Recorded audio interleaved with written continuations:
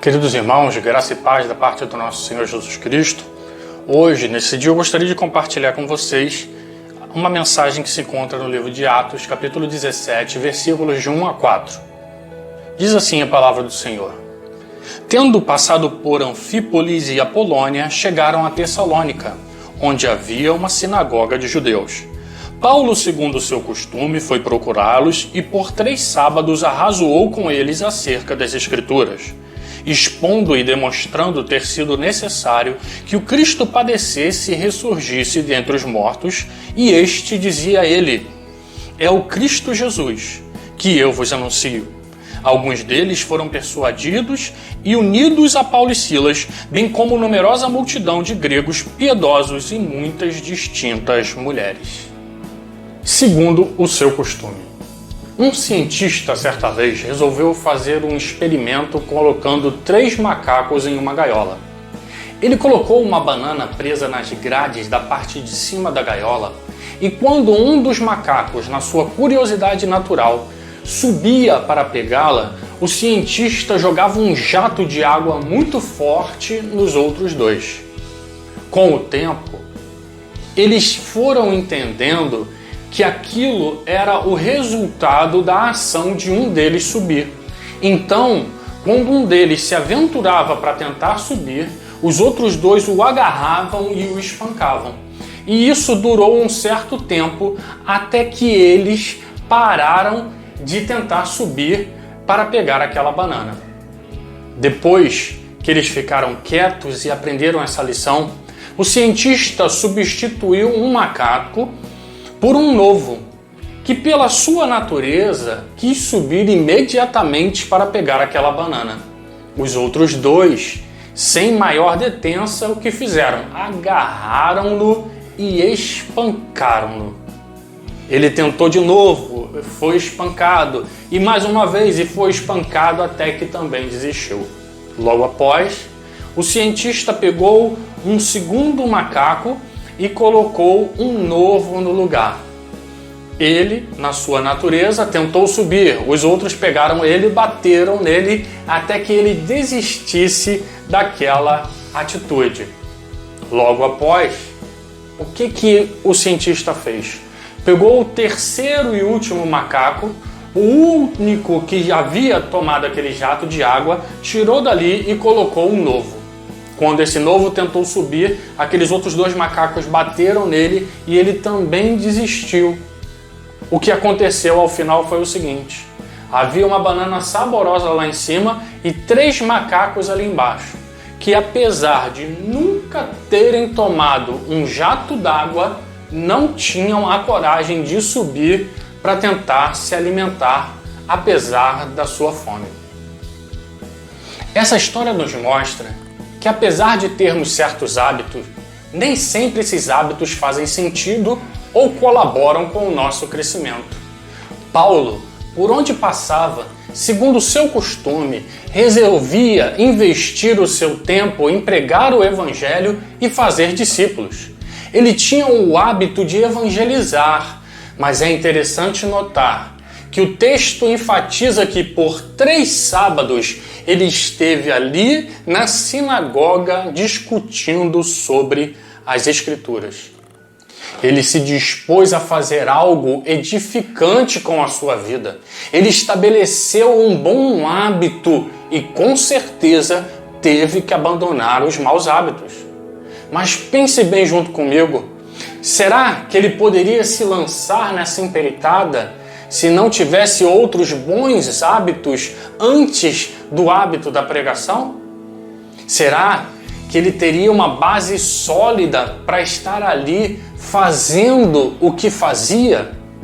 Com certeza, haviam 2 bons hábitos que Paulo tinha que davam base para que o que ele fizesse produzisse frutos.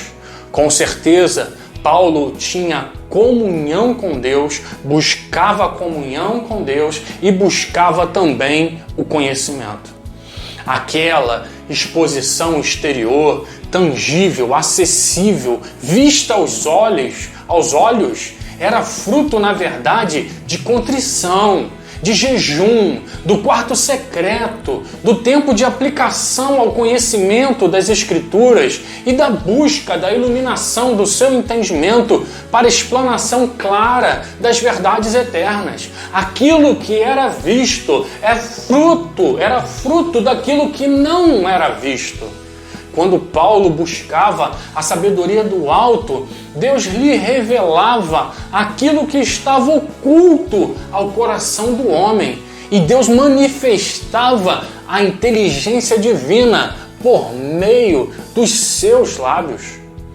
Quando Paulo buscava o conhecimento na palavra de Deus, Deus lhe mostrava como um trecho das Escrituras está intimamente ligado com outro texto das Escrituras. Deus lhe fazia entender as profecias e os cumprimentos daquelas palavras.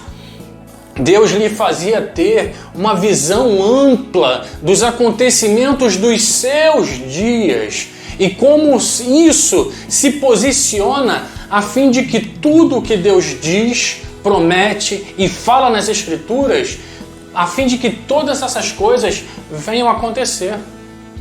E aqui começam os meus serás nesse dia.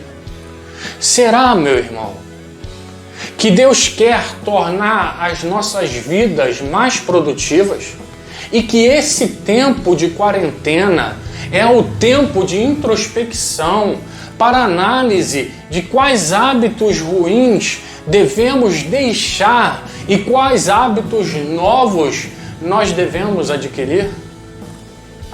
Será que o hábito de se expor às redes sociais e às notícias tendenciosas tem implantado em nós falsos temores que têm espancado a nossa mente e tem nos privado de olhar para o alto e buscar o alimento que as nossas almas precisam nesses dias?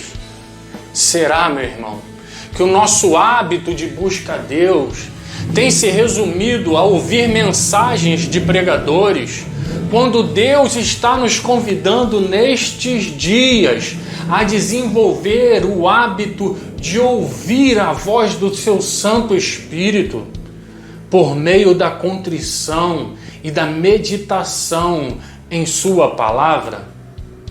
Será que diante dessa circunstância mundial não estamos sendo desafiados a desenvolver bons hábitos que nos levarão a nos sentir mais preparados para enfrentar tudo aquilo que não conhecemos, mas que com certeza virão?